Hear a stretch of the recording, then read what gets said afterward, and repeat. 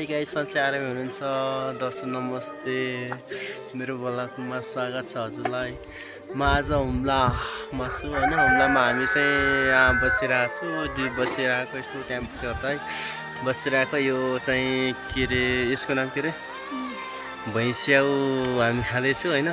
भैँस्याउ कुली हुँदो रहेछ होइन। यसमा मलाई पनि त्यसै थाहा भएन, तर यहाँ आएर मैले यो भैँस्याउ भन्ने त्यस्तै नाम थाहा भयो होइन। अब हजुरको गाउँमा के भन्छ थाहा छैन। र मेरो बुढी यो होइन, मेरो बुढी भैँस्याउ खाँदैछ। भैँस्याउ होइन, भैँस्याउ होइन, भैँस्याउ खाँदैछ मेरो बुढीले। गाउँ यस्तै छ होइन, राम्रो छ। यता हिमाल पनि देखिरहेको छ, कति राम्रो छ।